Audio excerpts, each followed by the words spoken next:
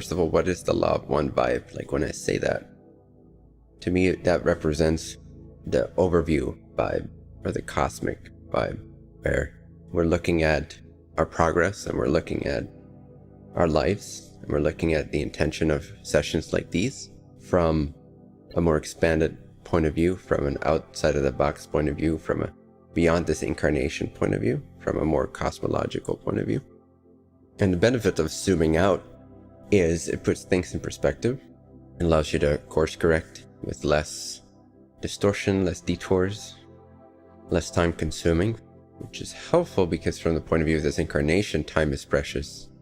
We only have so much of it, so there's only so much experience that can be squeezed into a single incarnation. Obviously, from the incarnational point of view, you're underneath the clouds. Like if you picture a mountain, the base of the mountain, looking at the mountain from the worldly point of view or the incarnational point of view, especially third density incarnation, with the veil there, the veil being represented by the layer of clouds. This mountain of the total view of your journey extends beyond those clouds. So if you were to look at it from the peak, you are above the veil, you're above the incarnational veil, you're above the limited perspective, which then allows you to send signals to your incarnational consciousness so that it can find a more direct route up the hill, up the mountain.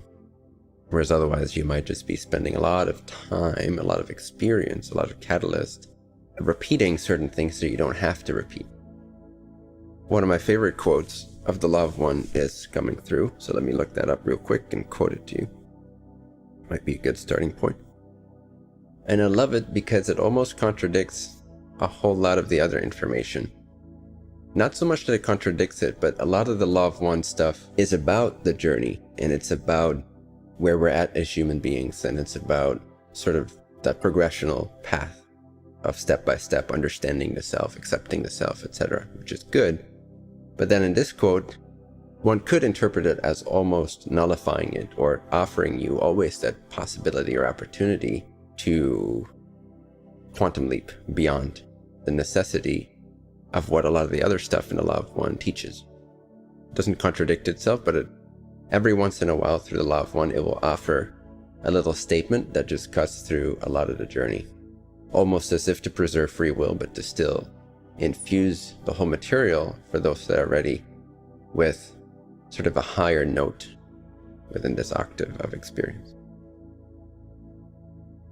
Ra. I am Ra. Consider, if you will, that the universe is infinite. This has yet to be proven or disproven, but we can assure you that there is no end to yourselves, your understanding, what you would call your journey of seeking, or your perceptions of the creation. That which is infinite cannot be many, for manyness is a finite concept. To have infinity, you must identify or define that infinity as unity. Otherwise, the term does not have any referent or meaning.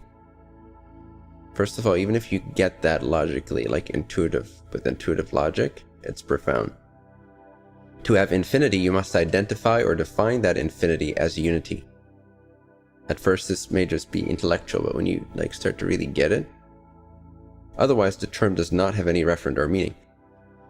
Because if you imagine infinity, even if you're just using the mind, which is used to space and time, if you imagine infinite space and infinite time, with the emphasis on the word infinite, which means like truly endless, infinite, then if you introduce the concept of manyness or two, to keep it simple, of two-ness, duality, say that there would be another infinity, then that would nullify, that would cancel out the meaning of the word infinity. By definition, if it's infinite, you can't have two of it, because then where would the first infinity end and the second infinity start? Then it wouldn't be infinite, it would be just a finite thing. So that which is infinite cannot be many, for manyness is a finite concept. It means you have an end to something and then something else starts that is secondary to it. To have infinity, you must identify or define that infinity as unity. Otherwise, the term does not have any referent or meaning. In an infinite creator, there's only unity. You have seen simple examples of unity. You have seen the prism which shows all colors stemming from the sunlight. This is a simplistic example of unity. And here we're getting to the part that I was wanting to raise. In truth, there's no right or wrong. In truth, there is no right or wrong. There's no polarity, for all will be, as you would say, reconciled at some point in your dance through the mind-body-spirit complex, which you amuse yourself by distorting in various ways at this time. I'll repeat that sentence before I continue. There is no polarity, for all will be, as you would say, reconciled at some point in your dance through the mind-body-spirit complex, which you amuse yourself by distorting in various ways at this time. This distortion is not in any case necessary. It is chosen by each of you as an alternative to understanding the complete unity of thought which binds all things. So again, as you would say, all shall be reconciled at some point in your dance through the mind-body-spirit complex, which you amuse yourself by distorting in various ways at this time. This distortion or this distorting is not in any case necessary. It gives you a way out right there. You don't have to distort. It gives you an option from wherever you are at. It tells you it's not necessary. You don't actually have to go through that. It is simply chosen by each of you as an alternative